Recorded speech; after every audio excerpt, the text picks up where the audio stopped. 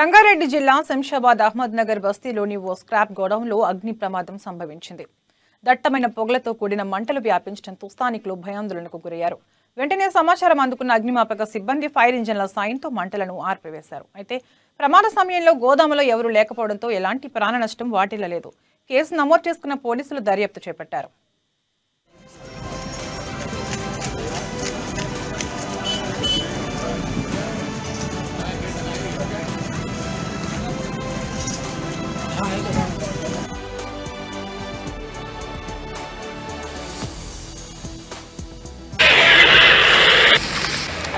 చెప్పు